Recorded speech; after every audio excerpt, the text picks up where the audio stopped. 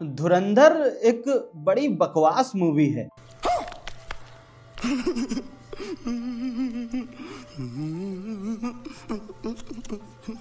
आप सोच रहे होंगे ये मैं क्या कह रहा हूं, पर आप पहले मेरे कुछ सवालों का जवाब दे दो और उसी में इस सवाल का आपको जवाब मिल जाएगा। शाबाश बेटा, बहुत बढ़िया। सबसे पहली बात कि अगर किसी रॉ एजेंट का नाम कबीर खान नहीं होगा तो वो फिर वो किस बात का रॉ एजेंट है? उसको किसने भर्ती किया?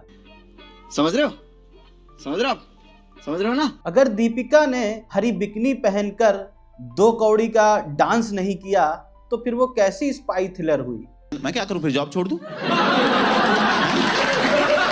और जब तक कोई आईएसआई एजेंट रॉ एजेंट की मदद ना करे तब तक रॉ का कोई मिशन पूरा कैसे हो सकता है?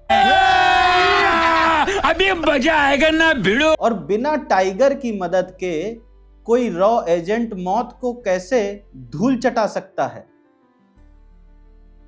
और जब तक हीरो मुंह टेढ़ा करके कोई डायलॉग ना बोले तब तक कोई स्पाई थ्रिलर की फीलिंग ही नहीं आ सकती है।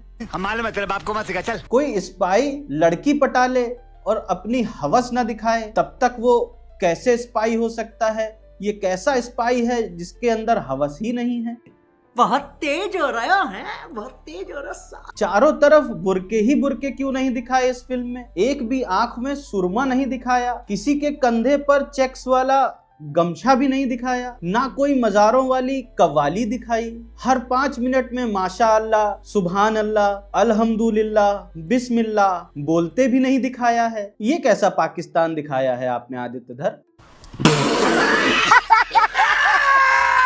रणवीर सिंह ने कोई भी पहेली नुमा कोई भी बात नहीं करी किसी भी एजेंट से, तो कैसे समझा जाए कि ये हमारा ही आदमी है? अरे कुछ तो कोड वर्ड करते, बातचीत दिखाते, कुछ ऐसा कि आज आसमान में एक भी बादल नहीं है, क्या बारिश होगी? इस तरह के टिपिकल कोड वर्ड या बातचीत तो होनी चाहिए थी फिल्म में। अरे कहना क्या चाहते हो? विलेन को एक बार भी दुबई जाते नहीं दिखाया, ये कैसा पाकिस्तानी आतंकवादी है? और हीरो इस फिल्म का, उसमें तो दोस्तों एक भी ऐसा लक्षण नहीं है कि लगे कि हाँ भाई ये फिल्म का हीरो है या जासूस है। क्या रॉ एजेंट ऐसे होते हैं? ना कोई स्टाइल, ना कोई भौकाल। कुल मिलाकर स्पाई थ्रिलर के नाम पर जनता को आदित्य धर ने बेवकूफ बना दिया। प्रिय आदित्य धर साहब, मुझे आपसे और आपकी फिल्म धुरंधर से एक बहुत ही गंभीर शिकायत है, पर उस शिकायत करने से पहले मैं उन कुछ ऐसे दृश्य की बात करना चाहता हूं इस फिल्म की जो मेरे दिमाग में अभी तक है जब से मैंने फिल्म देख रखी है। और हो सकता है जिन लोगों ने अभी तक ये मूवी नहीं देखी है उनके लिए स्पॉइलर भी हो, लेकिन इन सीन्स की बात करना बहुत इंपॉर्टेंट है क्योंकि इन सीन का इम्पैक्ट दोस्तों बहुत तगड़ा है।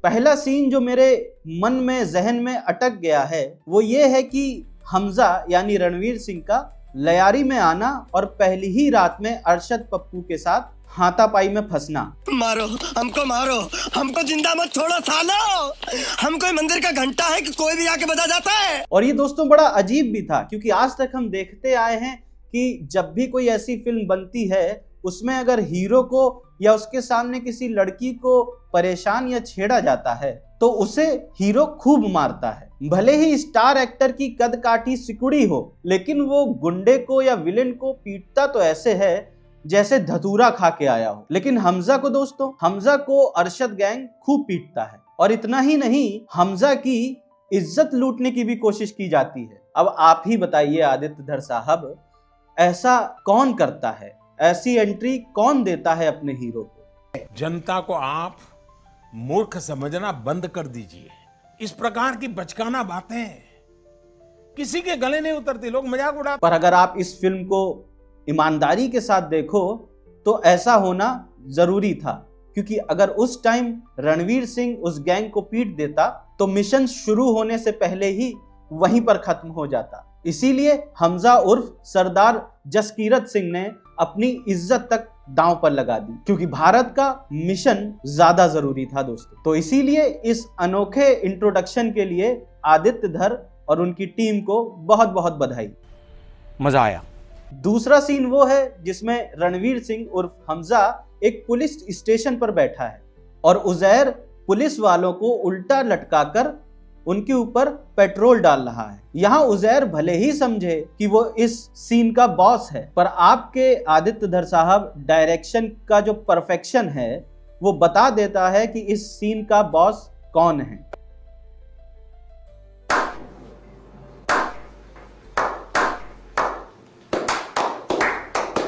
यहाँ हमजा का कैमरे की तरफ पीठ किए बैठना, चौधरी असलम को धीमे मगर कठोर आवाज में धमकी देना मुझे बहुत अच्छा लगा। नॉर्मली ऐसा देखा जाता है कि जब हीरो किसी को धमकी देता है तो वो तेज आवाज में धमकी देता है, चिल्लाकर धमकी देता है,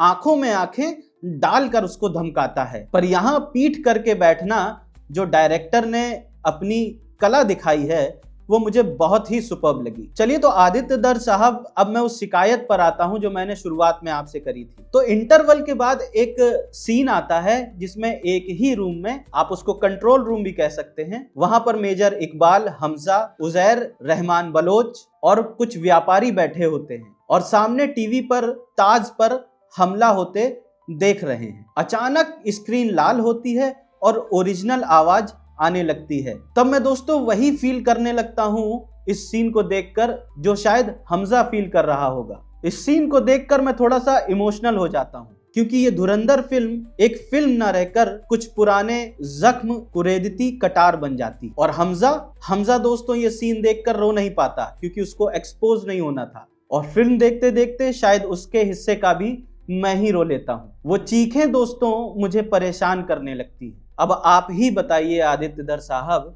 इस तरह की सच्चाई कौन मुंह पे मारता है? खैर, सच्चाई तो ये भी है कि एक धड़ा जो है वो इस फिल्म को प्रोपेगेंडा बता रहा है, इस्लामोफोबिया फिल्म साबित कर रहा है। साले को बम से उड़ा दूंगा एक बार हाथ में आ जाए तो। कौन है ये लोग? कहां से आते हैं? पर शायद इनकी फिक्र किसी को है भी नहीं दोस्तों, क्योंकि अभी कुछ दिन पहले मैं एक पोस्ट देख रहा था जिसमें लगभग 600 कमेंट थे और इस पोस्ट में लगभग 250 कमेंट मुस्लिमों के थे। तकरीबन सभी लोग इस फिल्म की तारीफ कर रहे थे, और ऐसा भी हो सकता है कि इन तारीफों में बहुत से अकाउंट कराची के हों, यानी फेक अकाउंट हों, तो उन्हें भी खुश होने देते हैं। वो लोग तो बेचारे पायरेटेड वर्जन देखकर ही खुश हैं। 50 बार बोल रहे हैं, पढ़ने निकले वाले छात्रों को राजनीति से दूर रहना चाहिए। बहरहाल 6 साल पहले जब उरी मूवी आई थी तो मैंने एक फेसबुक पर पोस्ट लिखा था। उस पोस्ट के अंत में मैंने एक लाइन लिखी थी, उसमें मैंने लिखा था कि अगर आप देशभक्त हैं तो उरी फिल्म देखकर आपको अपने सेना के जवानों पर गर्व होगा।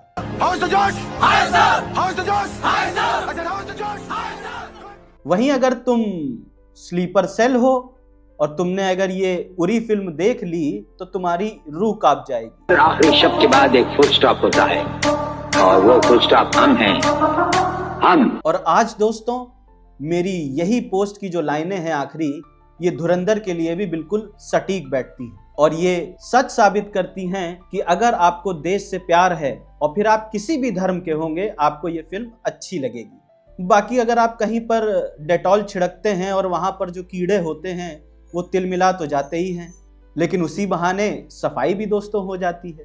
खत्म, bye bye, tata, good bye, गया। और यहीं पर मैं उम्मीद भी करता हूं कि धुरंधर जो 2 आ रही है, पार्ट 2 आ रही है, वो और भी इससे ज्यादा सच्चाई दिखाने वाली फिल्म साबित होगी।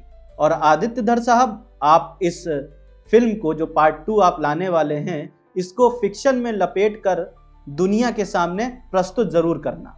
बाकी जो ट्रोलर और जो हेटर्स हैं उनसे असली सिनेमा लवर जो हैं वो निपट लेंगे, उसकी आप टेंशन मत लो। तुमसे ना हो पाएगा। आखिरी में बस यही कहना चाहता हूं कि वेल डन आदित्य धर और waiting for your Dhurandhar part 2। तो दोस्तों ये वीडियो आज यही समाप्त होता है।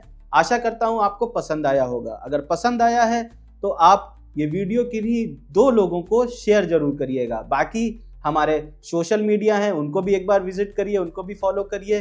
व्हाट्सएप चैनल है, फॉलो कर लीजिए तो आपको इस तरह के वीडियो, बाकी खबरें बड़ी आसानी से और जल्दी मिल जाया करेंगी। बाकी खबरों के लिए हमारी वेबसाइट है www.toyodoindia.com।